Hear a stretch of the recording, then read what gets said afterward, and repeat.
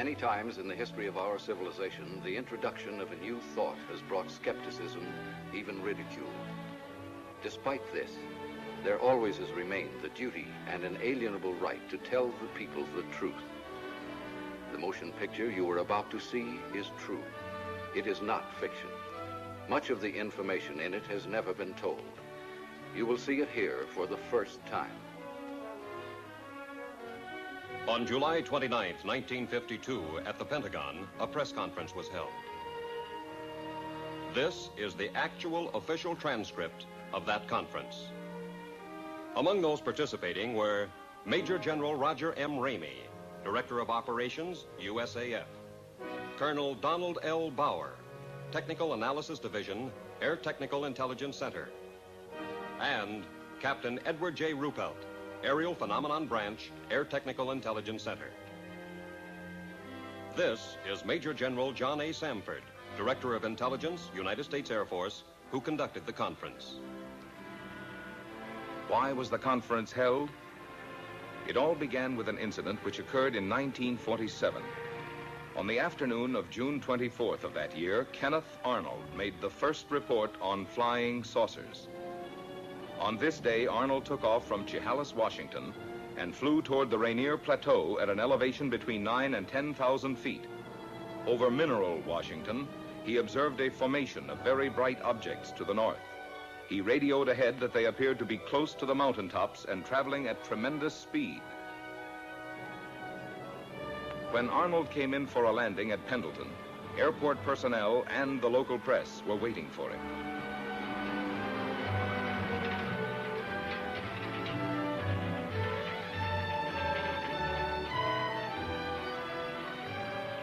Arnold counted 9 objects in echelon formation. He observed that they had no tails and described them as saucer-shaped objects. The story was picked up by the wire services. He saw what? In the next 24 hours, virtually every newspaper in the country ran the story.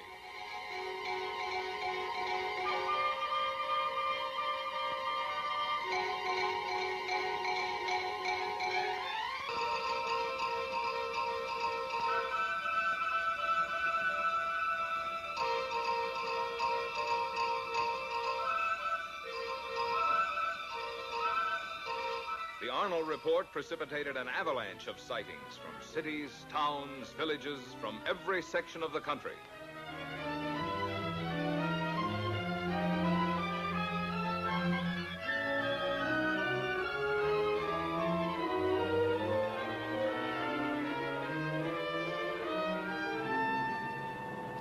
The commercial aspects of the saucer situation were not overlooked.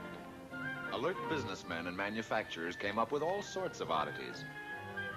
The practical joker moved in. Homemade saucers of all kinds and descriptions began to turn up promiscuously. Within a few months of the original saucer report, practically everyone in America was conscious of flying saucers. This man in the saucer, can you describe him? Well, sir, he was small and skinny. He had his head was pointed, came to a very sharp point. He had long green hair. His eyes were a sort of purplish red. He had large ears which were formed like an antenna. His teeth were perfect, but spread far apart. And I noticed, too, a jacket of some sort of spun glass and bright red metallic hues. You say this all took place in a few seconds. Mr. Nagelschmidt, can you tell me what color tie I'm wearing? I'm sorry, sir. I didn't notice. You mean to say you can remember everything about this man from the spaceship, his hair, the color of his eyes, the clothing he was wearing, and yet, after all this time, you can't tell me the color of my tie? But you didn't come out of a flying saucer. Then, at approximately 1400 on January 7th, 1948, the Kentucky State Police reported to the Fort Knox Military Police that they had sighted an unusual aircraft or object flying through the air, circular in appearance, approximately 200 to 300 feet in diameter, moving westward. The provost marshal at Fort Knox called the commanding officer at Godman Air Force Base. call Flight Service at Wright Field. Determine if they have any experimental aircraft in our area. We have a report of an unidentified aircraft south of the field. It was about 13:15 when the tower controller in the Godman Tower received his instructions from the commanding officer. Right, Patterson? The PFC continued giving routine instructions to a light plane which was practicing takeoffs and landings. Flight Service. Captain Hopper, Flight Service. Flight Service is a clearinghouse. The positions of all military planes are carefully plotted so a minute-to-minute check may be made on their position, course, altitude, and speed. Flight Service to Godman Tower. We have no experimental aircraft in that area. However, we do have a B-29 and an A-26 on photo mission in that area. In the meantime, Lieutenant Cowan, the AACS, and the operations officer had arrived in the tower. They were joined by the intelligence officer and the executive officer. Upon hearing the information from Flight Service, the executive officer called Colonel Hicks, the commanding officer.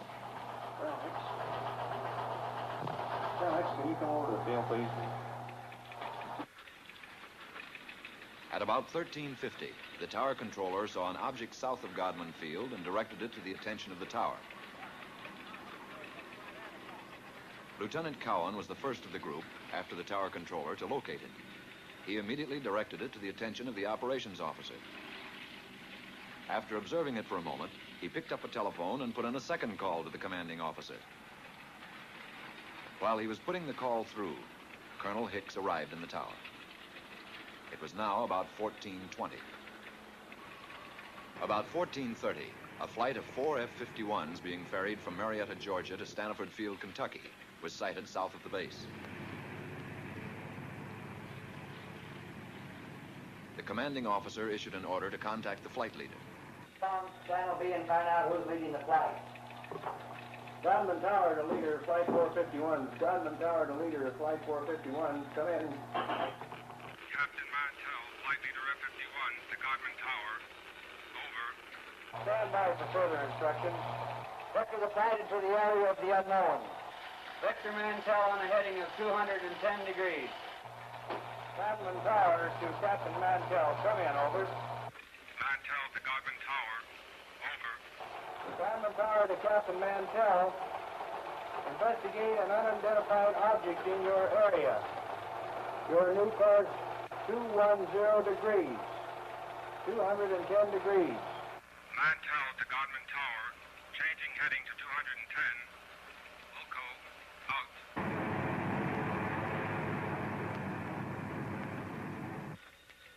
One of the ships in Mantell's formation, NG-336, piloted by Lieutenant Hendricks, requested permission to land at Stanford Field to refuel and get oxygen. Permission was granted. Captain Mantell and the other two planes started to climb toward the object. The second pilot made a similar request. Both wingmen refueled and, after getting oxygen equipment, took off again. Captain Mantell, flying NG-3869, continued climbing, outdistancing his wingmen. At 14:45, Mantell called the tower. Mantell to Tower. I see it. Above and ahead of me. I'm still climbing. A few moments later, one of Mantell's wingmen was heard. What the hell are we looking for? After a moment, Captain Mantell made a reply. Mantell to Tower. The object is directly ahead of and above me. Now moving at half my speed. Godman Tower to leader, Flight 451. Godman Tower to leader, Flight 451. Come in. Mantell to Tower. It appears to be a metallic object of tremendous size. The object now was in visual view of the tower personnel. Mantell to Tower. I'm trying to close in for a better look. I'll go to 20,000 feet. Shortly after this, Pilot Hammond, the remaining wingman with Mantell, called Mantell over his radio. Level off, Captain, until I regain visual contact. The personnel in Godman Tower waited tensely for Mantell's reply, but he made no answer. A moment later, Pilot Hammond made another report to the tower. Mantell seemed to have disappeared. Mantell had apparently climbed beyond his wingman. At 15:25, the remaining wingman broke off and returned to Stanford Field. The object, which was in visual sight from the tower, as were the F-51s during the chase, disappeared at approximately 1550. The F-51s were first lost to view, and then the object went behind a cloud. Godwin Tower to Captain Mantell. Come in. Over. This is Godwin Tower to Captain Mantell. Come in. Over.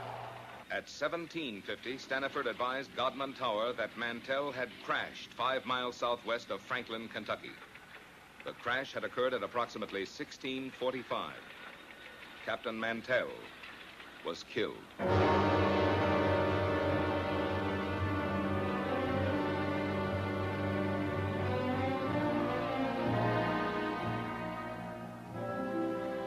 Statements were taken from all who were present in the tower during the Mantell sighting.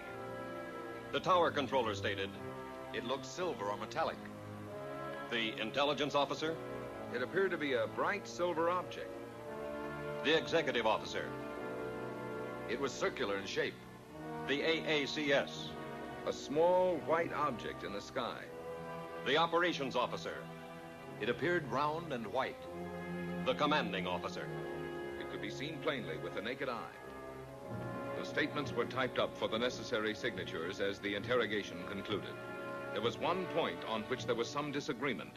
Not everyone who had been present in the tower had heard Mantell when he reported over the radio that he was moving in for a better look.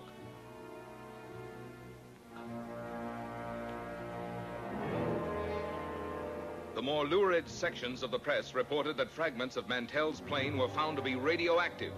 Some news sources reported that an autopsy revealed that Mantell had been killed by some kind of death ray unknown to our men of science. These reports were false. Because certain publications persisted in using a sensational approach in reporting sightings, there were increasing demands from the public for an explanation.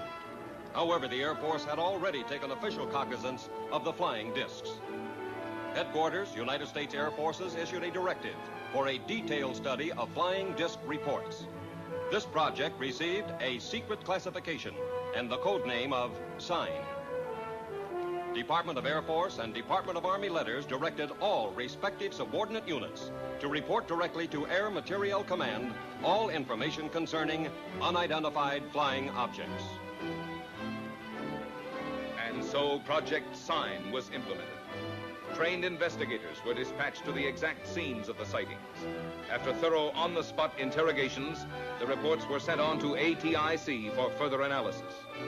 Utah, Washington, Norway, Sweden, Denmark, South Korea, Ohio, New Jersey, Oregon, Philippine Islands, Louisiana, Alabama, Tennessee, Kansas, Massachusetts.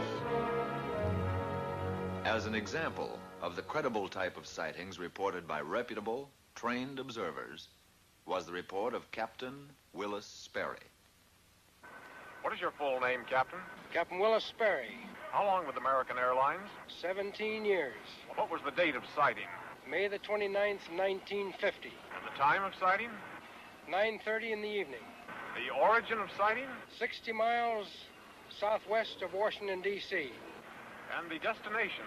Nashville, Tennessee. What was the visibility? It was unlimited. What was your altitude? 7,500 feet.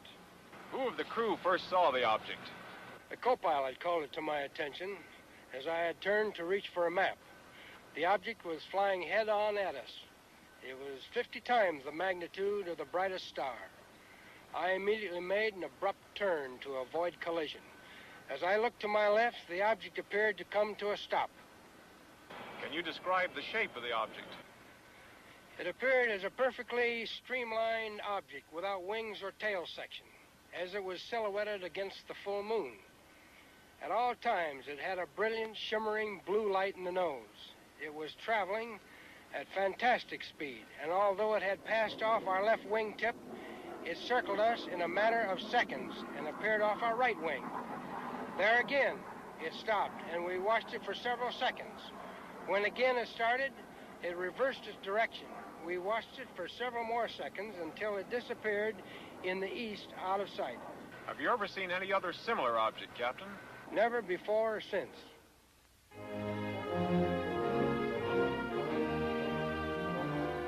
On January 9th, 1950, the press reported that Project Sign was closed. From now on, the Air Force stated its only similar activity would be the routine conventional watch for unidentified flying objects. This is the Daily News building in Dayton, Ohio. My name is Al Chop. A short time after my discharge from the Marine Corps, I paid a visit to the newspaper where I had previously worked as a reporter for 5 years. Well, Al, you rascal. Glad to see you. Good to see you. Keeping yourself. The editor was a close friend, and he tried to convince me to take back my old job on the paper. He was very persuasive, but for personal reasons, it didn't interest me. Oh, but you remember the old days here. Now it's all different. 3 hours for lunch, double time for overtime, blonde copy girls. Once he realized that my mind was made up, he made another suggestion. It was due to this casual suggestion that I walked right into the middle of the flying saucer story. Ever since the Korean situation, there's a lot of activity out at Air Material Command. You could fit right in that public information office there. Who's the man to see out there? Friend of mine, Major Cross. I'll call him now.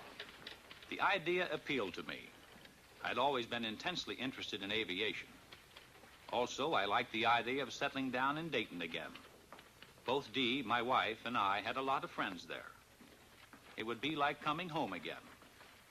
The editor set up an appointment for me at Air Materiel Command. This is what I wanted, but a man never knows what he's getting into.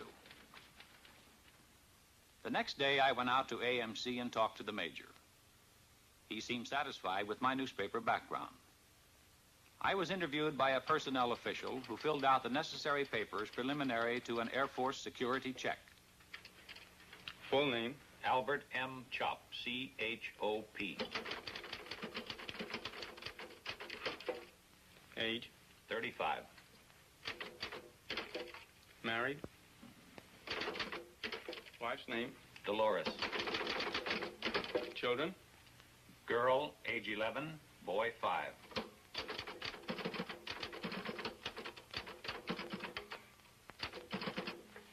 Take this to room D. Thank you. Shortly after, I went on the AMC payroll on the PIO desk. I soon shook down into the routine of the public information desk. There was a wide diversification of projects for which I wrote material. Most of it was released as newspaper copy, with an occasional article published in the magazines. I wrote a piece on a portable printing press that could be set up close to the front line. These presses printed daily bulletins, which proved of great value in sustaining morale of frontline troops. I did a few pieces on helicopters, which were coming into wide use in Korea. Newsweek magazine printed this, and it also appeared in many of the country's leading newspapers. Then, one morning about 10 o'clock, I got a call from a newspaper editor in Boston. The Boston editor wanted confirmation or official information on a flying saucer report out of Sioux City, Iowa. I told the editor that Project Sign had been officially closed. He was insistent, so finally I called Air Technical Intelligence Center. No, Chop. We have no report on Sioux City or any other sighting. You people on PIO desk ought to know we've closed Project Sign. For the next couple of hours, calls came in from newspapers all over America.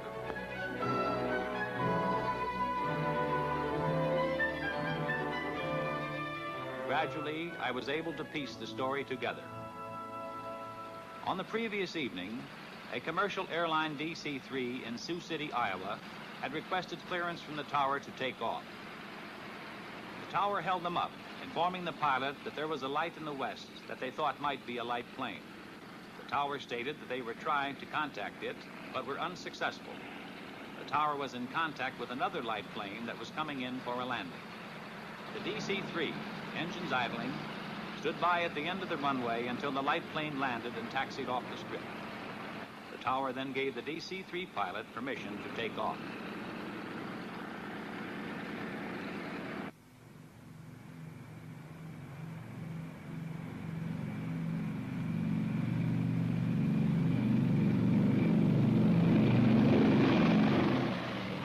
DC-3 climbed for altitude, an unidentified light suddenly closed in.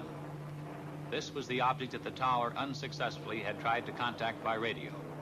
The tower observed this and radioed the DC-3, but the light had already been observed by both the pilot and co-pilot. Suddenly, the light accelerated and made a head-on pass at the plane, which swerved to avoid a collision. It zoomed past them, close to their wingtip. The pilot called the tower and described the object as a B-36 without wings. After being observed by several passengers, the object suddenly zoomed straight up and disappeared. About noon, 2 reporters came in asking for information on the Sioux City sighting. What's new on this saucer story, Al? We have nothing on it. Project Sign is closed. ATIC is no longer investigating these things. How stupid can they get? How can they drop an investigation when there are things going on like this Sioux City incident? Look, George, I don't make policy around here. I've got a job, and I take my orders just like everybody else. They insisted I make another call for verification with ATIC. I indicated to one of the reporters to pick up the extension and listen in, so he, too, could hear. Yeah, hello, Major. Al Chop. A couple of reporters here want some information on Sioux City. Look, Al, the answer is the same. The project is closed. I told you that before. Yeah, thanks, Major. You heard the man. This thing doesn't add up. Those men saw something up there. Oh, there's probably some simple explanation for it. Don't tell me you guys believe this saucer bunk. You're just sitting on a story, Al. Well, you believe what you like. But personally, I think this whole saucer business is pure, unadulterated bunk. One day, shortly after the Sioux City incident, I went over to get a story on a former German scientist. Area B was a maximum security section. The story appeared in the New York Times. I had obtained the background on the scientist from the files. He was formerly one of the top men at Peenemünde, Germany, one of the key figures participating in the successful development of the V-2 rocket. This scientist had succeeded in developing a 98.8% pure aluminum oxide. These crucibles were vital to our nation's defense. They were used to melt super-hard metals needed to build turbine blades for our jet aircraft.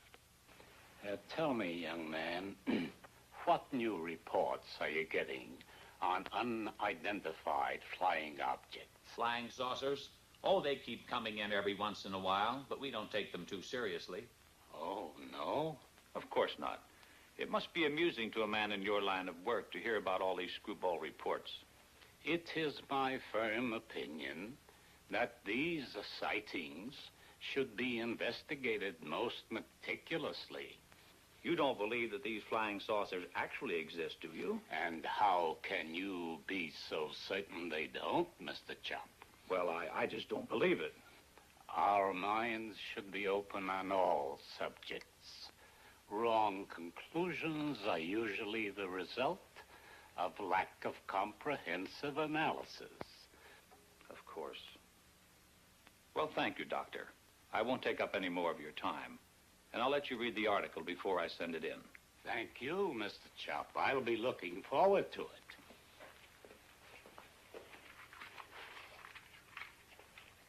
Later that same day, I paid a visit to the Public Information Officer for Air Materiel Command. It was his job to know everything that was going on. I brought up my interview with the scientist. He's a top man, isn't he, Colonel? As good as they come. We got on the subject of saucers. He seemed to lend credence to their existence. At least he doesn't deny it. Well, he's not alone in that opinion. I don't understand, Colonel. If a crack scientist thinks they could exist, why not the Air Force? Al, I'm going to let you in on something. Somehow security was breached on the code name Sign. Every news agency knew that Project Sign meant saucers. On top of it, we were up to our bustle in screwball reports. Serious investigation was all fouled up. The serious investigation? Then the Air Force is still investigating these sightings? We switched the code name to Project Grudge, and the investigations continued. And what have they shown? Nothing conclusive as yet. Could these saucers be some kind of a secret weapon of ours? No. If they were, Air Materiel Command would be the first to know. How about a device from a foreign country? We know they're not. What is your opinion, Colonel? I don't have any opinion, Al. A short time later, I was promoted to chief of the press section. From then on, there wasn't a moment when I didn't have at least one reporter hounding me for information on saucer sightings. Got a question, Al. Boys down at the office would like an honest answer. Project sign is closed, right? That's right. Has the Air Force set up a new saucer investigation? No. Thanks, Al. That's all I want to know. Coming here right away, Al. Bring pencil and paper. Line 3. Colonel Goddard's on the phone. He's got a hot UFO report. I want you to listen in on it. Okay, Colonel, shoot. Colonel Goddard, chief of the Air Force Photo Reconnaissance Laboratories, reported that 3 of his men flying a B-29 were tracking a weather balloon over Georgia. Suddenly, an unidentified flying object appeared and flew alongside the balloon. After a few moments, the object dived and made a pass at the balloon, then proceeded to disappear. When the balloon was recovered, it had a 6-foot rent in it. Colonel Goddard's men believed this unidentified flying object made the tear in the balloon. Goddard vouched for his men making the report, stating that they were highly experienced and reliable Air Force personnel. Thank you, Colonel. Think it could be a lightning bolt? Goddard wouldn't call about a lightning ball. Didn't any of his men have a camera? No, they were tracking it with binoculars. That's something I don't get, Colonel. Wouldn't you think that somebody, somewhere, would have shot a picture of one of these things? Oh, we've got plenty of photographs. But the trouble with still pictures is they're too easily faked. What about a motion picture? Could that be faked? Oh, trick shots are possible, but not without complicated and expensive laboratory equipment, highly skilled men. Even then, motion picture experts could easily determine fakes. That eliminates some joker faking a piece of motion picture film in his garage. It'd be practically impossible to get away with that. Well, I guess that's why you have no movies of them, Colonel.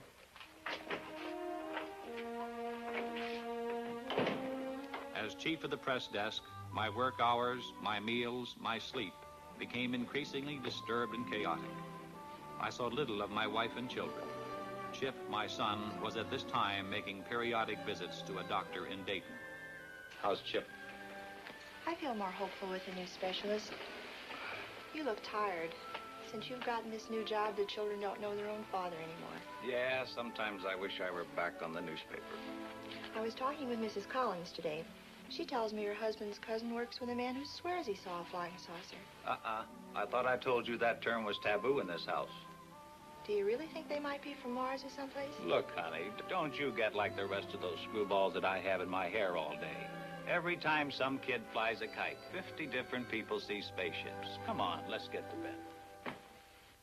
A few days later, the colonel and I were talking over routine press releases on a new type transport plane, when suddenly the colonel veered off at a tangent. By the way, there's a magazine fellow coming out here from New York to do a story. I want you to set up appointments with the people he'll want to see. Right. What magazine is he representing? Life. What are they after? He's going to write a piece about unidentified flying objects. Are you serious? Life was given clearance by the Air Force Commanding General. How come? When the General Staff makes a plan, they have the whole picture in view. We here at Dayton see only a smaller section. Pentagon has its reasons. Very good ones, most likely. When the Life story breaks, we're going to have to fight our way in here through a milling mob of inquisitive reporters. No, Al, you won't. You won't be here. Colonel Searles in the Pentagon has requested you by name. He wants you to join his staff in Washington. Colonel, it's been swell working with you. But under the circumstances, I'll be delighted to get out of here.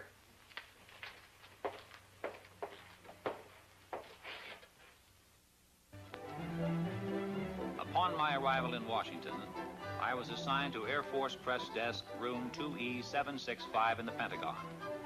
My last official act at AMC had been to arrange the conferences and briefings for Life magazine. I was in Washington only a short time when Look magazine submitted the galley proofs of their saucer article to my desk. I put the Look article through to security review. Now I felt free to settle down in my new job. I checked in with the press section of the United States Senate, House of Representatives, and Department of State. I paid the required visits to the information departments of the Army, Navy, and Marine Corps. I covered the Civil Aeronautics Administration and other agencies with whom I would be working in close contact.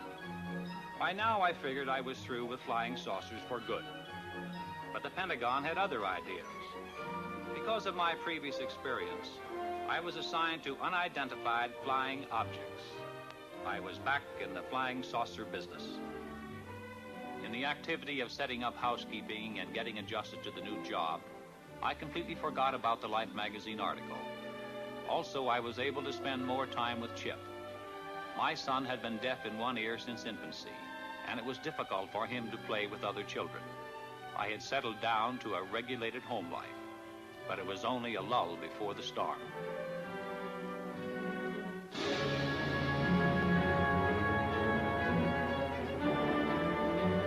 On April 7th, 1952, Life hit the newsstands with the saucer story. The question, if anyone ever had any doubt about it, was forcefully answered.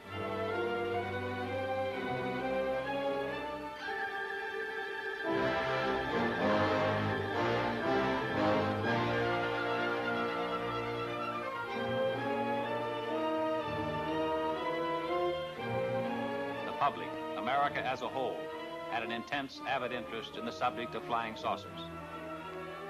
The first few days following the Life story were chaotic. Naturally, my desk was an exposed point, and I was under an incessant barrage by newsmen. Shortly after the Life story, Look's coverage of saucers hit the newsstand. Their story featured a saucer map, including a statement by the commanding general, U.S. Air Force, Hoyt Vandenberg. Vandenberg stated, "The Air Force is interested in anything that takes place in the air. This includes the aerial phenomenon commonly known as flying saucers. Many of these incidents have been satisfactorily explained. Others have not." Project Grudge was expanded and augmented. The classified name Grudge was dropped. The new code name for the UFO investigative project was Blue Book. The general appointed Captain Edward J. Ruppelt of ATIC at Wright-Patterson as officer in charge of Project Blue Book. Ruppelt's department was designated as Air Phenomenon Branch, Air Technical Intelligence. At Ruppelt's disposal was a large staff of distinguished scientists, both military and civilian. One day, Major Dewey Fournay of Current Intelligence Branch sent for me. Will you come in here a minute, Al? Major Fournay was intelligence technical analyst and UFO monitor. Thanks, Captain. Al, I just got a call from Captain Ruppelt. A Navy photographer named Newhouse has made a sighting near Tremont in Utah. He got some UFOs on film. Motion pictures? Motion pictures. This film should prove interesting on a comparative basis. Comparative with what? With the Montana film. ATIC's had it for some time over at Dayton. You mean ATIC has had motion pictures? Why wasn't I told about it? You're being told about it now. Can I see these films? Ruppelt has the Newhouse film. It's back at Dayton being processed and analyzed. But I can show you the Montana film. This film was shot August the 15th, 1950. It was taken in Great Falls, Montana by Nick Mariana. Immediately after we were notified of the sighting, we sent an intelligence man to get a first-hand report. My name is Nick Mariana. For the past 6 years, I've been the general manager of a minor league baseball club called the Electrics. We play out of Great Falls, Montana, and are a farm club of the Brooklyn Dodgers. On August 15th, 1950, at Legion Ballpark in Great Falls, Montana, after a couple of hours in the clubhouse office, I went up into the grandstand to call the groundskeeper. As I reached the top of the stairway, I glanced northward to the tall Anaconda Copper Company smokestack to check the direction of the wind from the white smoke. Force of habit, I suppose, because our outfielders use it as an indicator on defensive play. As I looked up, I saw two silvery objects moving swiftly out of the northwest. They appeared to be moving directly south. The objects were very bright and about 10,000 feet in the air. They appeared to be of a bright, shiny metal, like polished silver. Both were the same size and were traveling at the same rate of speed, which was much slower than the jets which shot by shortly after I filmed the discs. Suddenly, they stopped. It was then I remembered the camera in the glove compartment of my car. I raced downstairs, yelling for my secretary, Miss Virginia Ronick. The distance from the top of the stairway to my car is about 60 feet, and I must have made that in about 6 jumps. I asked my secretary if she saw anything, and she said yes, 2 silvery spheres. I unlocked the glove compartment of my car, took out the camera, turned the telephoto lens on the turret into position, set the camera at f/22, picked up the objects in the viewfinder, and pressed the trigger. The discs appeared to be spinning like a top and were about 50 feet across and about 50 yards apart. I could not see any exhaust, wings, or any kind of fuselage. There was no cabin, no odor, no sound, except I thought I heard a whooshing sound when I first saw them. As the film clicked through the camera, I could see the objects moving southeast behind the General Mills grain building and the black water tank directly south of the ballpark. I filmed the objects until they disappeared into the blue sky behind the water tank. There's only a few feet of film. It'll be over practically before your eyes are focused on it. Now remember, there's only a few feet of film, so watch closely. I still had my doubts, but I must admit I felt an excitement about seeing actual motion pictures of unidentified flying objects for the first time. Ready? Ready.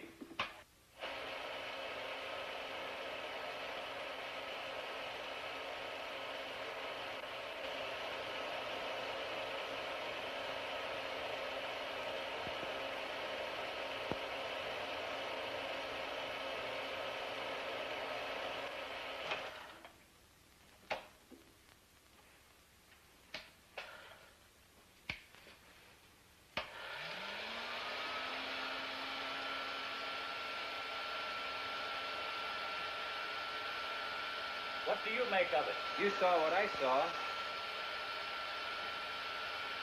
What's your opinion? I'll run it again.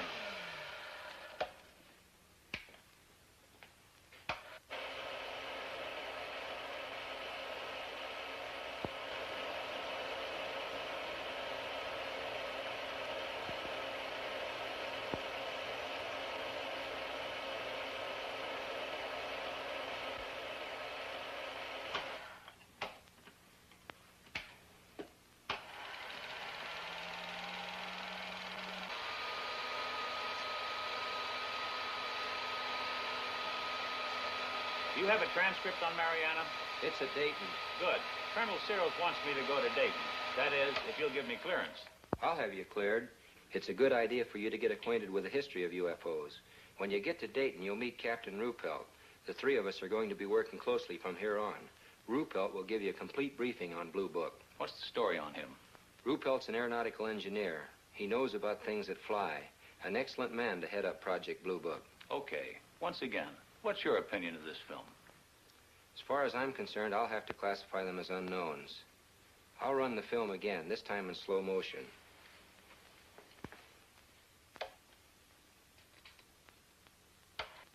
This time I strained my eyes to study the film. The Air Force analysts, by measuring the angular velocity of the objects and by computing their speed, had determined that they were not balloons.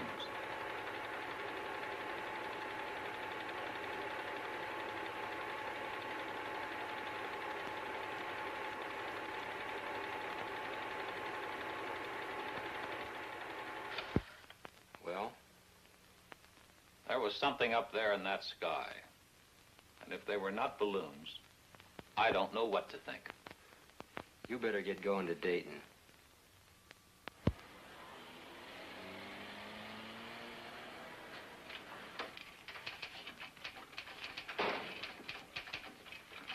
Yes, sir. May I help you? I'll chop to see Captain Ruppelt. Captain's right over there, sir. Thanks. Captain Ruppelt, I'm Al Chop. Have a seat, sir. Major Fernet lured me you're arriving. You got the green light here. Where would you like to start? As a springboard, I suggested that he brief me on the general outline of how the organization handled reports on UFOs. Ruppelt began to fill me in on the baffling saucer problem, including a breakdown on the reported sightings supplemented by graphs. There were literally hundreds of cases where Air Defense Command pilots had attempted to intercept UFOs. There were sightings where UFOs had been tracked by ground radar, airborne radar, ground observation, and combinations of all these elements. I accompanied intelligence officers on investigations. I witnessed the difficulty in breaking down and gaining the confidence of those who were reluctant to talk about their experiences for fear of personal ridicule and embarrassment. Others were cooperative. I observed the technique of thorough interrogation used by Blue Book's analysis and investigative staff. In almost every case, I heard the same words used to describe the sighting. These words were lights and metallic objects. There were reports by reliable, competent observers, including high-ranking Air Force and Navy flyers, civil engineers, and scientists. I learned that the staggering total of over 3,500 reports had been received. Quite a few of these sightings are unsolved. Approximately 85% of the sightings are designated as solved. According to this document, 14.3% of all sightings are officially designated as unknown. The newsmen keep hitting me with the unsolved cases. Anyway, solved is a big word. How do you solve them? There's nothing hit or miss about it. I'll show you. On December 1st, 1952, between 4:30 and 5 o'clock in the morning, several major airports in this area reported a single round object. It was flashing, first white, then white-orange, then amber. It was observed northwest of this central point at an angle of 15 degrees above the horizon. Remember that 15 degrees. It's important. Reports arrived here from Teterboro Airport, Westchester Airport, Newark Airport, LaGuardia Airfield, Idlewild, and Mitchell Field. This flashing sphere of light was also observed by an Eastern Airline pilot who radioed in his report. Various observers at all these airports watched the object through high-power binoculars. When the report arrived here, we checked the weather in that area with Air Force Weather Bureau. That night, at that time, there was no temperature inversion. We got in touch with Navy Balloon Project Center at the University of Minnesota. That gave us an exact schedule of balloons released from that center.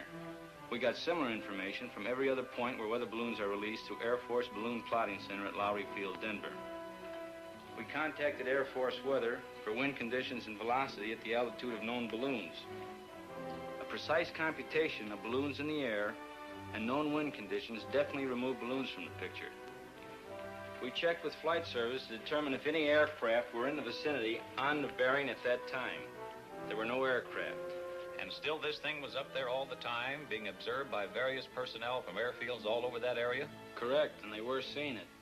We checked with our contract astronomer at a leading university in the locality and gave the astronomer the angle of elevation and bearing of the object. Remember, the object was observed at an angle of 15 degrees above the horizon, and I told you that was important. It proved to be the conclusive factor. Our astronomer reported that at the time of the observation, the planet Jupiter was 15 degrees above the horizon and on the angle of elevation and bearing of the object. There's no doubt about it. What all these people saw was Jupiter. What made the light flash? Atmospheric conditions. The same conditions that make the stars appear to twinkle. You people really go into these things. We try. In over 80% of the cases, we come up with the correct answers. We don't get the correct answers in all the cases. What about the motion picture made by this Navy man, Newhouse? We're working on that. How does it look? Impressive. Can I see it? It's being analyzed. When the film is available, will I be able to take a look at it? As soon as analysis is completed, you'll see it. Satisfied? Yeah. How long will that take? About a week. We're doing an exhaustive check on the Newhouse stuff. Really putting it through the ringer. When we're through, we'll forward a print to the Director of Intelligence with a complete report of our analysis. Fill me in on Newhouse. Would you consider him a qualified observer? He rates as a top flight observer, an extremely competent one. Immediately upon getting word of his sighting, we dispatched an investigator from Travis Air Force Base to interrogate Newhouse. The exact date of his sighting was July 2nd at 11 a.m., Mountain Standard Time. I was driving on U.S. Highway 30 South with my wife and our son Delbert and our daughter Ann. We were on our way from Washington, D.C. to Portland, Oregon on vacation before reporting to my new duty station at the Aviation Supply Depot, Naval Supply Center, Oakland, California.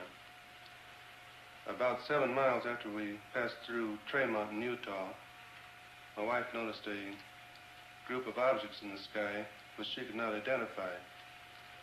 I pulled over to the side of the road, stopped, got out, looked up, and saw the objects. There were about 12 of them in a rough formation, proceeding in a westerly direction. They were like nothing I'd ever seen before, although I've logged some 2,000 hours in the air. They were identical in appearance. How would you describe these objects? Like two saucers, one inverted over the other. I had no means of judging the altitude. It appeared to me to be about the size of B-29s at 10,000 feet. Did you photograph them immediately? I watched the objects for a few moments before getting my camera out of the suitcase. Then I lost more time getting film out of the second suitcase and loading the camera. When I first saw the objects, they were almost overhead.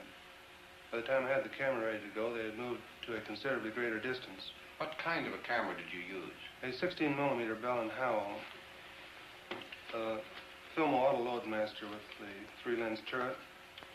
I selected a 3-inch lens and set it on f8 and focused at infinity. Did you think of using slow motion?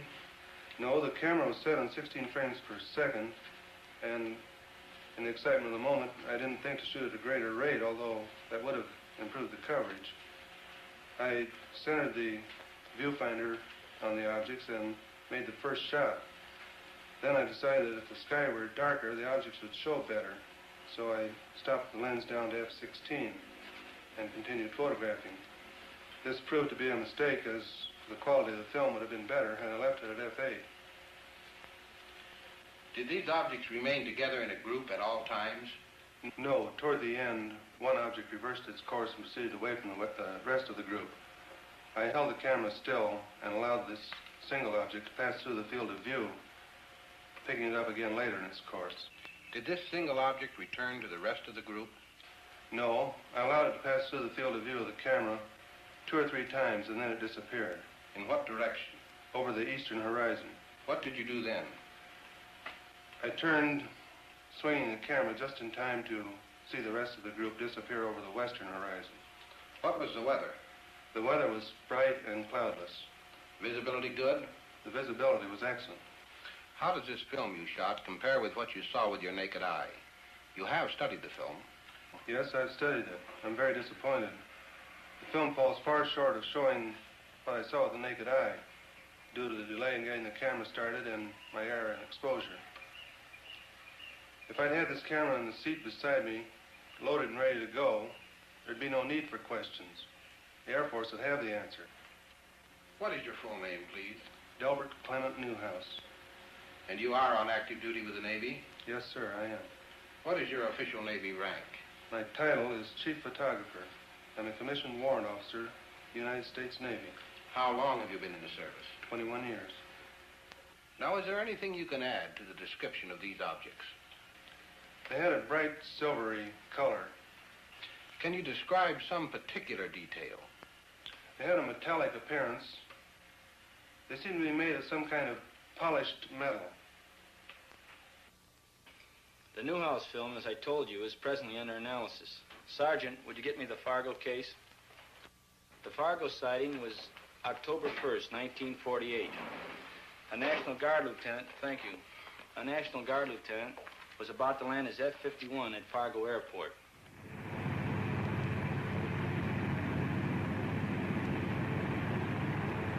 Captain Ruppelt gave me the details from the record. The pilot, after a routine patrol flight, was cleared by the tower to land when he asked, "Anything in the way?" "There's a Piper Cub below you.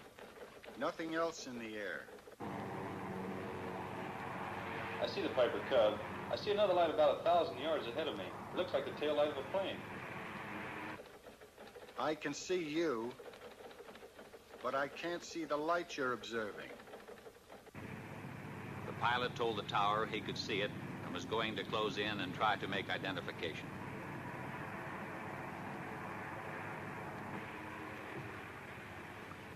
I can see it clearly now. A small white light. It keeps blinking on and off. As he approached it, the blinking light became clear and steady. Suddenly, it pulled into a sharp left bank. I think this thing is going to make a pass on the tower. "I see it now. I see it." The pilot dived on the light And although he brought his manifold pressure up to 60 inches, he reported, I can't seem to catch up with the thing. It's gaining altitude and has just made an impossible turn. A 90-degree turn to the left. You're right. It's gaining altitude on you. And it's still in a very tight left turn. By that time, they were at 7,000 feet, when, suddenly, the light made a 90-degree right turn. It's headed straight at me. The light passed directly over your canopy at, I estimate, about 500 feet. The object suddenly shot straight into the air. The pilot followed it to 14,000 feet when his plane went into a power stall. The object disappeared. The chase had lasted approximately 27 minutes. The officer in the tower was the airport traffic controller. The lieutenant was an instructor for the French during the Second World War. He said he was sure there was an intelligence behind the movements of the lights. He stated, too, that no earthborn pilot could have withstood the G-factor inherent in the object's turns and speed without blacking out. Was there radar at the field? No, there wasn't. Too bad. Radar would have made it airtight. Not necessarily. I thought a radar return was indisputable evidence. No, it isn't. Are you a radar expert? No, I'm not, but I have one on tap. Give me extension 361. We have a team of 3 radar analysts here in Air Phenomenon Branch. I want to talk to Wynn Swanson. All radar reports received here pass through this radar analysis division. Swanson? I have a man here from the Pentagon. He's cleared. Wants to know about radar. Okay. The field's socked in solid with fog, but he'll take you over to GCA.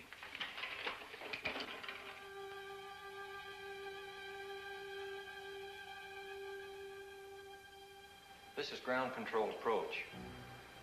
With zero visibility, GCA picks up the aircraft coming in, and by means of the pips on their scope, can talk them into a landing. Now, this scope here gives the aircraft in the area. This scope here tells you whether you're to the right or the left of the landing strip, and that one there tells you whether you're too high or too low. Now, the next scope is the same as this one, except that it gives you more accuracy. Patterson, GCA. This is Air Force 2162, past Fairfield, fan marker inbound. Request landing instructions. There you can see him on the screen. And you can track him all the way in. He's flying blind. Steer right to heading 20 degrees and begin descent to 1,500 feet. This is Air Force 162, steering 20 degrees, descending to 1,500. Over. Air Force 162, the weather at Patterson Field is 100 feet ragged ceiling. Visibility 1/2 mile. Light rain. Wind southwest 6. Altimeter 998. If you can see it on radar, there can be no question about misinterpretation. In this case, no. These are good, solid blips. This is Air Force 162. Roger on the weather and runway. Over. Air Force 162, steer left to heading 35, turning downwind leg. Range 8 miles south. Over. This is Air Force 162, steering 35. Over. Sometimes a temperature inversion will cause trouble. Ionized clouds or equipment malfunction will cause false blips. Can you tell a false blip from one made by aircraft? Yes, any experienced operator can tell in a minute or so. Air Force 162, steer left to heading 215. This will put you on final approach. This is Air Force 162. Roger. Steering 215. Over. Air Force 162, this is your final director. How do you read me? Over. This is Air Force 162. You are loud and clear. Over. Air Force 162, roger. Your range is 7 miles. Slow aircraft to descending speed. Make final flap setting. Maintain altitude of 1,200. Heading 215. Do not acknowledge any further transmission unless unable to comply. If you do not hear GCA for any 5-second interval, climb to 1,000 feet on a heading of 125 and contact approach control. Steer right to heading 210, range 5 miles. You are now approaching glide path. Start normal rate of descent at 600 feet per minute. Entry to glide path good. Steer left to heading 212. Range 4 miles. Go above glide path 10, 15, 25 feet high. Increase your rate of descent slightly. Heading 212. Holding you on the center line. Holding 2 feet high on glide path. Check that descent. Steer right to heading of 213. Range now 3 miles. Holding glide path very well. Go below glide path 10, 20, 30 feet. Level off slightly. Steer right to heading 214. Coming back nicely to glide path. 25, 20, 15 feet low. Heading 214 had you lined up with the center line. Range 2 miles. Holding 15 feet low on glide path. Bring it up slightly. 10, 5. Now on glide path. Range 1.5 miles. Heading 214 on glide path. Steer left to heading 213 over the end of runway on center line. On glide path as you approach point of touchdown. Touchdown in 3 seconds. If you cannot see the runway, pull up and climb to 1,000 feet, heading 125.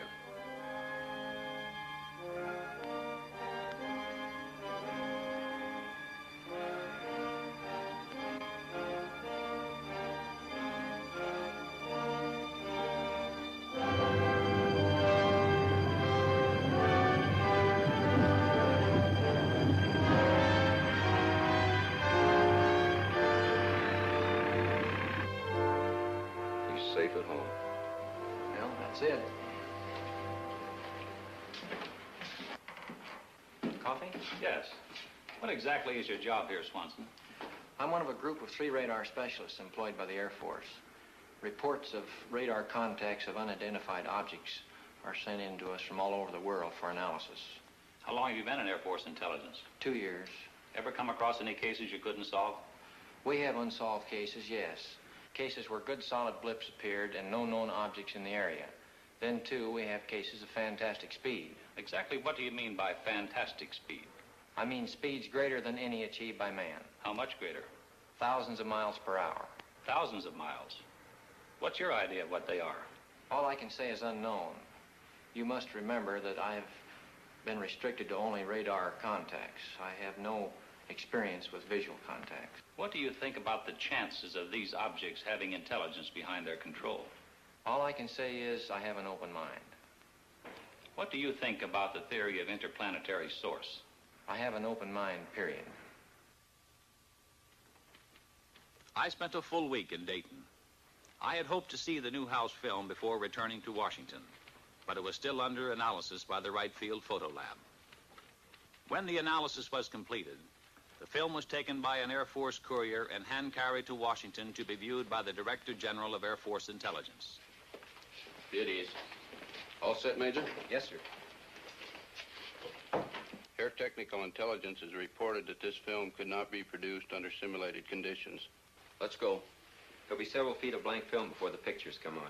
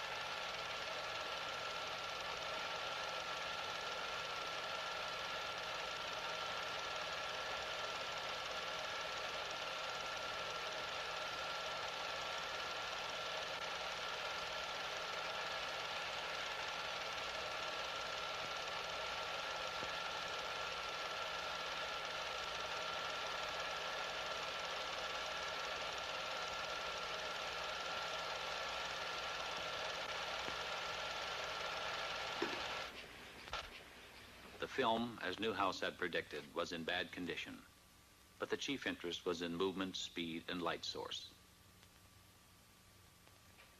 After a moment, the general asked to see it again.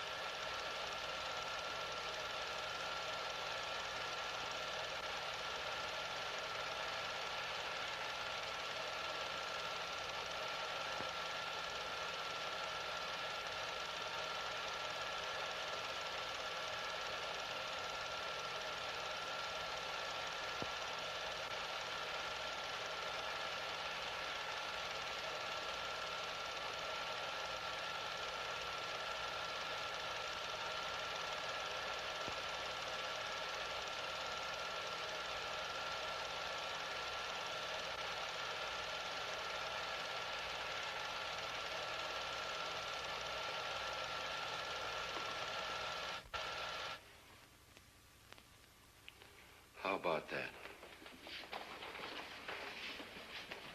Those were the only words spoken in the room. How about that? A few days later, Major Fournay had some news for me. We got the analysis of the Newhouse film from Air Materiel Command. What does it show? Not birds, not balloons, not aircraft, not faked. With the telephoto lens used, weather balloons within 5 miles distance could have been determined on the film. At a greater distance than 5 miles, they could not attain the speeds calculated. Within a 5-mile range, an aircraft of 40-foot wingspan could have been clearly determined. In excess of 5 miles, the speeds of the objects are greater than aircraft could achieve, except in a straight-line speed run. No bird is sufficiently reflective as to cause the film to react as strongly as it is done. If they're not birds, not balloons, or aircraft, and the film isn't faked, what can these things be? The official conclusion is unknowns. The Newhouse film was only the overture. A few minutes before 1 a.m., July 20th, 1952, the curtain on the first act of the Washington drama went up. The unknowns moved in for the first time over the national capital. I had always regarded myself as a man with an intuitive nose for news. So, through the first Washington sighting, while the saucers hovered over the city, I was in bed, sleeping soundly through it all. When I reached my desk that morning, we were flooded with newspaper queries. Telephones were jangling throughout the day. Irate editors from all over the country were insistently demanding more specific information. Newsmen from the wire services, reporters from local and out-of-town newspapers were hemming me in, belaboring me with questions for which I had no answers. For the first couple of hours, we at the press desk had a terrible time getting the story straight ourselves. But bit by bit, I managed to piece it together. There had been both visual and radar contacts. Andrews Field, the Air Force installation, had radar returns similar to those on the CAA radar. Jets had been scrambled in an attempt to make an intercept with the UFOs, but they had not been successful. The week after the Washington saucer sighting was a mad, chaotic one. The story was headlined from coast to coast. As the PIO man assigned to answer saucer questions, I had been under an incessant barrage of inquiries day and night by newsmen. I could get no sleep, no rest at all. Among other things, the Washington Daily News published an interview with Harry G. Barnes, Senior Air Traffic Controller, Civil Aeronautics Administration. Barnes stated, "There is no other conclusion I can reach but that for 6 hours on the morning of the 20th of July, there were at least 10 unidentifiable objects moving above Washington. They were not ordinary aircraft. I could tell that by their movement on the scope. I can safely deduce that they performed gyrations which no known aircraft could perform. By this I mean that our scope showed that they could make right-angle turns and complete reversals of flight. Nor, in my opinion, could any natural phenomena account for these spots on our radar." Then, exactly a week later, it really broke loose. It was the night of July 26, 1952. At 10:30 p.m., I received a phone call from Ray Nathan at CAA. Hello. Chop? Yeah. Ray Nathan, get down here right away. What's up? The radar at Washington National is picking up unknown. Again? The press is hounding me for a statement. I don't know what to tell them. Dee, bring my coat and the car keys. Stall them off. I'll be right over. A couple of guys from Light Magazine are here with a camera. Stall them, too. What's the matter? Radar is picking up unknowns over the capital. Don't wait up. At 11:10 p.m., Major Forney received a call from Lieutenant Colonel Thomas, Air Force Intelligence Duty Officer at the Pentagon, informing him of what was going on at Washington National. As I raced to the airport, I kept glancing up through the windshield, expecting to see the things, but everything seemed normal.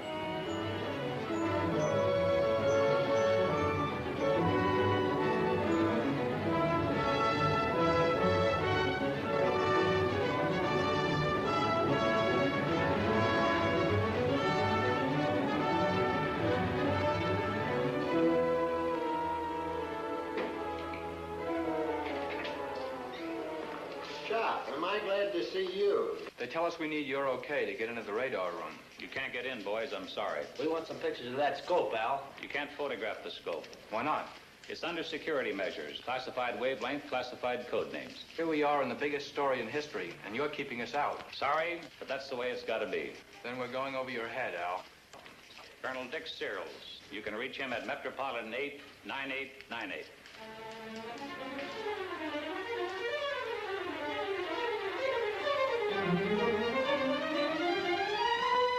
Another one. Look at him go. One of them is an airliner. It's a slightly different shape. Did you alert the Air Force? I called Air Defense Command. What'd they say? They're scrambling a couple of jets. Same as last week? Uh-huh. Could this be caused by temperature inversion? Inversion? That isn't inversion, and it's different than the ground clutter we pick up. Did you call the Air Force Command Post at Pentagon? No, we work through Filter Center. I'd better call them.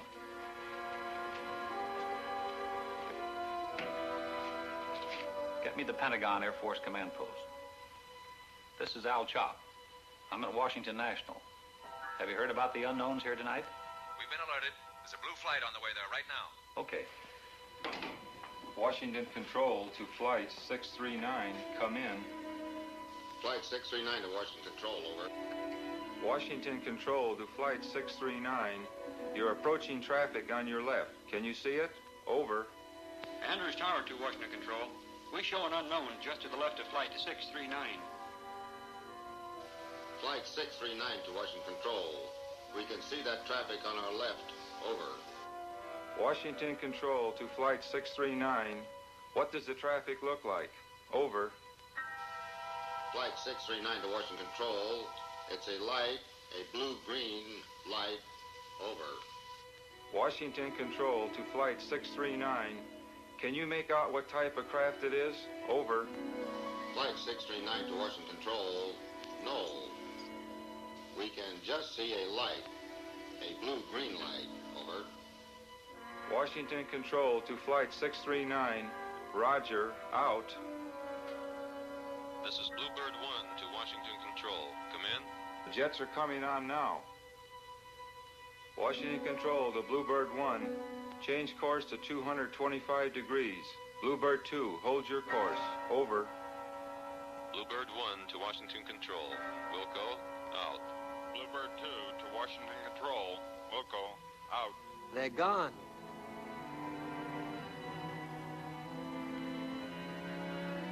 Andrews Tower to Washington Control. All our unknowns vanished shortly after the jets appeared. Do you still have any of the unknowns? Over. Washington Control to Andrews Tower, the same thing happened here. Out. Washington Control to Bluebird 1, all the unknowns had disappeared. You say those returns are the same as those you got last week? The same as last week. At this point, Major Forney arrived with a Navy electronics intelligence officer. Gone? Like that. As soon as the jets came on the scope, the unknowns left. Bluebird 1 to Washington Control. We're going back to the base and refuel. Can't see anything around up here. Visibility is good. Over. Washington Control to Bluebird 1, roger, out. Were they good returns? Good returns. Has the set been checked for malfunctions? The radar equipment is in perfect operating order. They're back. Andrews Tower to Washington Control. They're back. Just as the jets left our scope. They dropped back in again out of nowhere. You got them? Over. Those blips are solid. They're good and solid. Washington Control to Andrews Tower. Same thing happened here. Get me the Pentagon command post. They're all over the scope. 2 in the northeast quadrant, 4 in southeast quadrant, 3 in southwest quadrant, 3 in northwest quadrant. Over. This is Major Fournet calling from Washington Control. Radar is picking up 14 unknowns again. The chief controller tells me the unknowns disappeared from the scope as soon as the jets came in and were picked up again when the jets left. The Navy Electronics Intelligence Officer confirms that the unknown blips are good and solid. I recommend a couple of more jets be sent up immediately to investigate. Yes, sir. Andrews Tower to Washington Control. That's the way we had them. One just moved from the northwest quadrant into the southeast quadrant. It stopped over the White House. They're scrambling a couple of more jets. Washington Control to Andrews Tower. Roger on the change. Now it's moving back. Do you get it? Over. It's back in the northwest quadrant. Over. Washington Control to Andrews Tower. Roger. We've got a scramble out. What are those? Slight temperature inversion. You can see the difference in the returns. One strong, the other weak. These unknowns are solid objects. Red Dog 1 to Washington Control. We're approaching the area. Over. Washington Control to Red Dog 2. Change course to 265 degrees. Washington Control to Red Dog 1. Change course to 114 degrees. Over. Red Dog 1 to Washington Control. Wilco, out. About 4:30 a.m., Major Fournet received a long-distance telephone call from Robert Gina of Life magazine. He wanted permission for his people to interview the pilots of the first scramble at Newcastle. Major Fournet decided that under the circumstances, it would be wise for him to take the call. Washington Control to Red Dog 1. Change course to 315 degrees. Over. Red Dog 1 to Washington Control. Wilco, out. Washington Control to Red Dog 1. Come in. Red Dog 1 to Washington Control. Over. Andrews Tower to Washington Control. Our scope shows Red Dog 1 is right in the middle of the unknowns. Washington Control to Red Dog 1. Can you see anything on either side or to the front of you? Over. Red Dog 1 to Washington Control. Can't see anything. Wait a minute.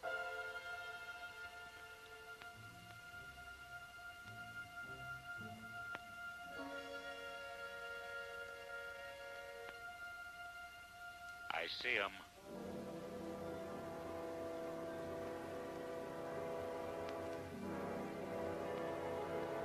Yeah, I see him.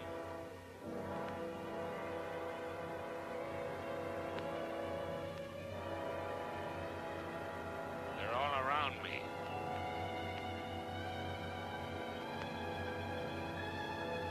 They're moving in on me.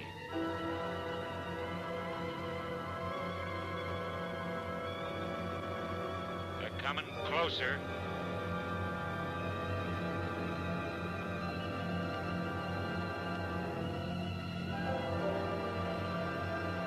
They're coming closer. They're coming right at me.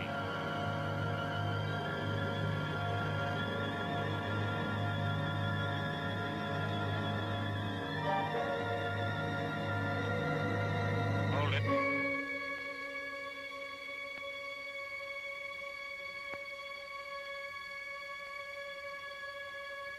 They're moving off. I'm at maximum speed. They're going away.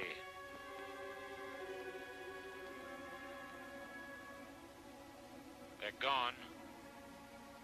I can't see them.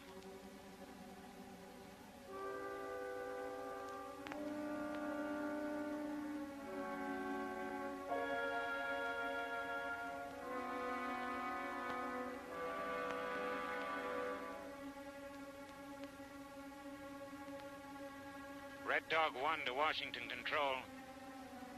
I've been given permission to return to base. Over. Washington Control to Red Dog 1. Roger. Out. At 6 a.m. that same morning, I called Lieutenant William Patterson, the pilot of Red Dog 1, who had made visual contact with the unknowns.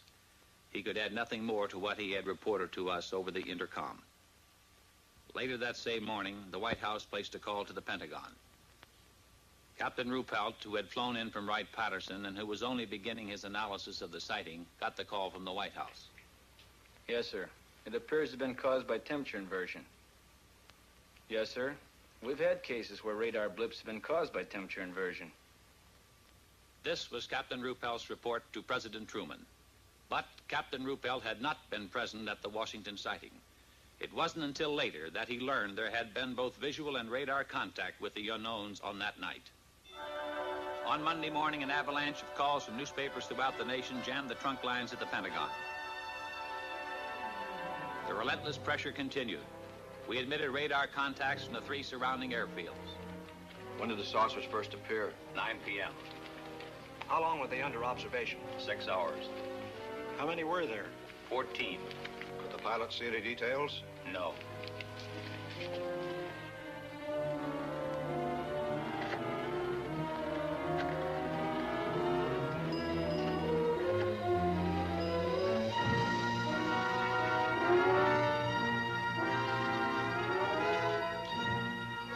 In an interview which appeared in the Washington Times-Herald, Lieutenant Patterson, pilot of Red Dog 1, said he concentrated on one of the bright lights, but it outran him. I tried to make contact with the bogies below 1,000 feet, Patterson said. I saw several bright lights. I chased a single bright light. I was at my maximum speed. I ceased chasing it because I saw no chance of overtaking it. Under the insistent demands from the nation's press and the accumulating pressure of the public, the Chief of Staff set up a press conference at the Pentagon. I was present when General Sanford spoke for the newsreel cameras. Air Force interest in this problem has been due to our feeling of an obligation to identify and analyze to the best of our ability anything in the air that may have the possibility of threat or menace to the United States. In pursuit of this obligation, since 1947, we have received and analyzed between 1,000 and 2,000 reports that have come to us from all kinds of sources. Of this great mass of reports, we have been able adequately to explain the great bulk of them, explain them to our own satisfaction. We've been able to explain them as hoaxes, as erroneously identified friendly aircraft, as meteorological or electronic phenomena, or as light aberrations. However, there have been a certain percentage of this volume of reports that have been made by credible observers of relatively incredible things. It is this group of observations that we now are attempting to resolve. We have, as of date, come to only one firm conclusion with respect to this remaining percentage, and that is that it does not contain any pattern of purpose or of consistency that we can relate with to any conceivable threat to the United States. We can say that the recent sightings are in no way connected with any secret development by any agency of the United States. When I left the Pentagon that evening, General Sanford's words kept running through my mind. Credible observers of relatively incredible things.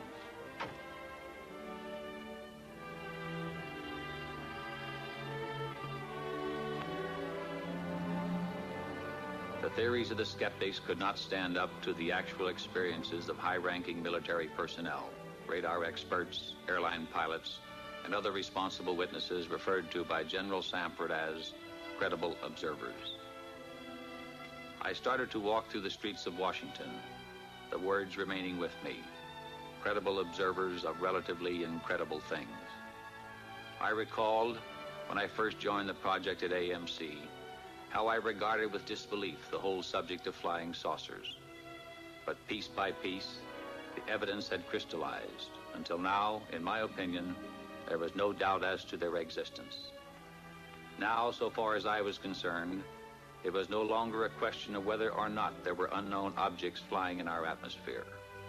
For me, the only questions that remained were, what are these objects? Where do they come from? To me, the evidence indicated intelligence behind their control. And by now, the belief that their source was interplanetary was no longer incredible.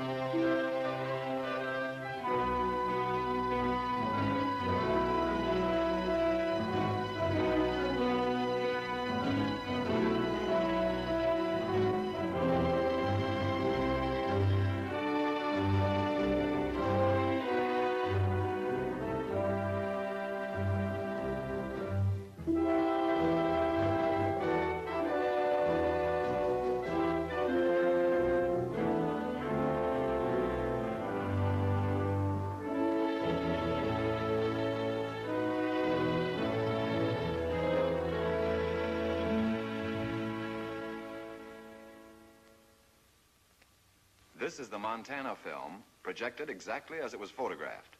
The objects are moving against a 25 to 28 mile an hour wind. This is the film in double frame or slow motion. A slight bounce in the movement of the objects as well as the tower is perceptible. This is due to the handheld camera. The film, analyzed frame by frame, shows the movement of the objects to be horizontal and steady. We will now vary the action and size of the objects and also stop the action from time to time for your study. We have just made a jump cut in the film to an enlarged size and reversed the action.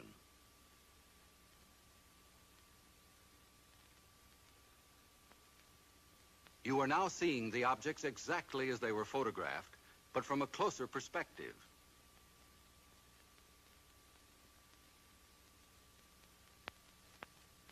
Analysis reveals that the objects are not balloons, nor any kind of known aircraft.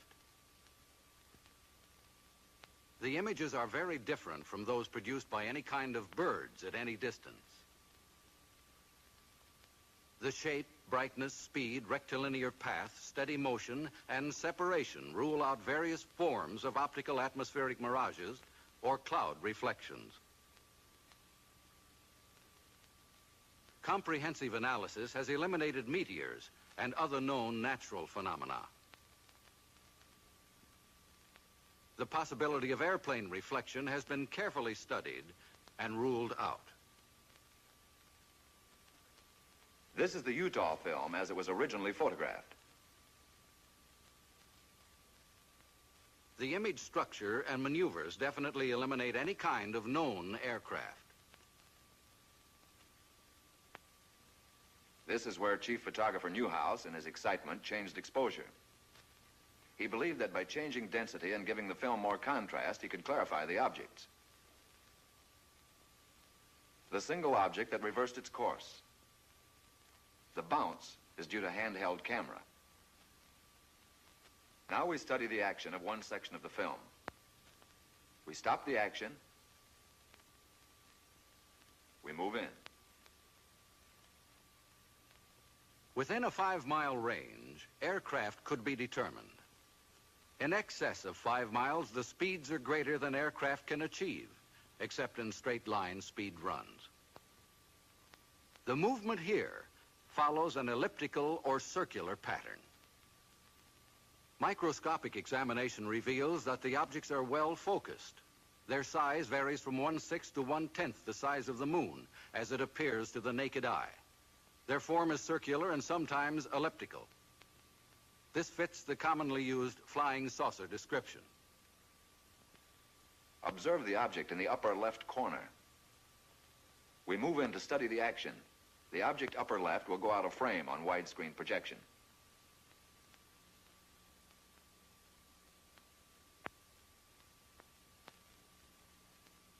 Observe the motion of the two objects upper right as we rock them back and forth.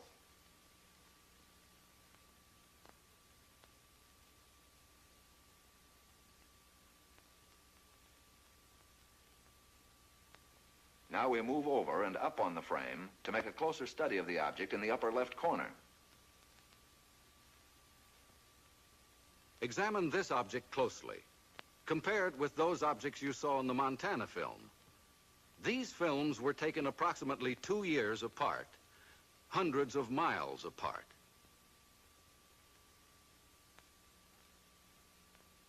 We drop back to the original perspective and resume.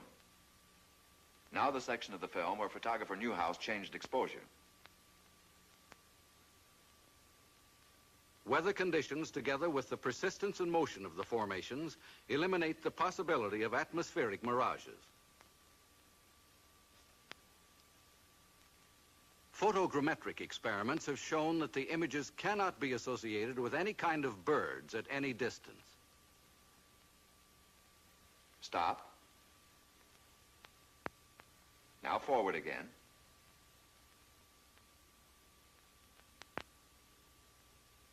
Stop.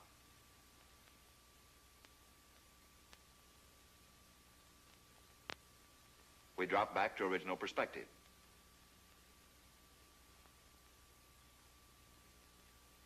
Now once again, and for the last time, the Utah film. The objects cannot be associated with any known balloon observations. For the last time, the Montana film.